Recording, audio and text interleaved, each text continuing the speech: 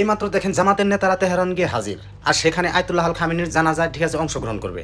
আরেকটি দুঃখক সংবাদ, এই তেহরানে নিজের বাবার জানাজায় থাকতে পারবে না মোস্তফা খামেনি, কারণ তার অনেক শত্রু আছে। আমেরিকা থেকে আর ইসরায়েল থেকে হুমকি দেওয়া হয়েছে। এই ভিডিওটা এত পরিমাণ শেয়ার করে দিবেন তারা যেন আরো বেশি বেশি সতর্ক হতে পারে। আর মুসলমান ভাইরা আপনারা একত্রিত হয়ে সর্বোচ্চ প্রতিবাদ জানান। ভিডিওটা বিদ্যুতের গতিতে বেশি বেশি শেয়ার করে সকলের কাছে পৌঁছে দিবেন। এই মাত্র দেখেন বাংলাদেশের স্পিকার আর ইরানের স্পিকার একসাথে দেখেন আয়াতুল্লাহ আল খামেনির জানাজায় অংশগ্রহণ করার জন্য দেখেন সমালোচনা করতেছে। আর বাংলাদেশের স্পিকার আর ইরানের স্পিকার এটাই বলে দিয়েছে যে বাংলাদেশে যত যন্ত্রপাতি লাগে যুদ্ধ করার জন্য আমরা দেব, আর এটা বলে দিয়েছে ইরানের স্পিকার।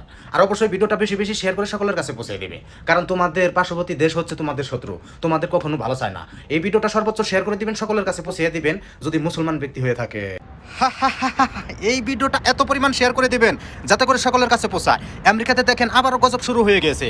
প্রত্যেকটি কাখের মুখে দেখেন পাথর, আর সেই পাথর নিক্ষেপ করতেছে দেখেন প্রত্যেকটি মানুষের উপর। আর অবশ্যই শেয়ার করে দিবে, এভাবে ইনশাল্লাহ মুসলমানের জয় হবে।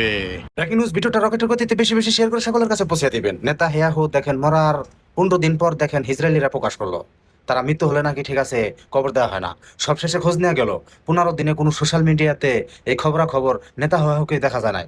ইনশাল্লাহ আপনারা 100% শেয়ার হয়ে থাকেন নেতানিয়াহু অবশ্যই মারা গিয়েছে। আর এত পরিমাণ শেয়ার করে দিবেন যাতে করে মুসলমানের আত্মা শান্তি পায়। সর্বোচ্চ শেয়ার চায়।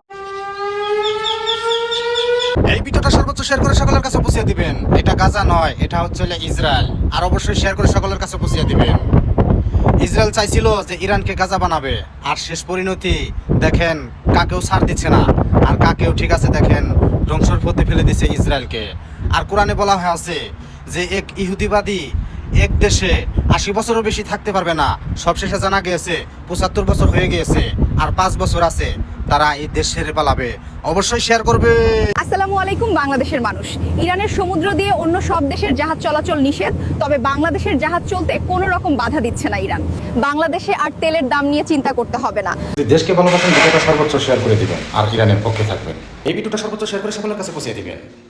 ইসরায়েলকে সাহায্য করতে মুসলমানের লাগবে না, ইরানের লাগবে না, ইরানের মিসাইল লাগবে না, এই কাকি যথেষ্ট। দেখেন দিন দিন কাকের সংখ্যা বেড়ে যাচ্ছে আনাসে কানাসে। এটাই আল্লাহ তাআলা হুঁশিয়ারি করে দিয়েছে যে তোদের কেমন অতি শীঘ্রই চলে আসছে। انا ودي احتوضهم فقط اعتبروني محل الاخ محل الابن، وان كان صغير لكن اعتبروني محل الوالد الله يطول عمركم، واي شيء نقدر نقدمه احنا في شوف الله يسلمكم.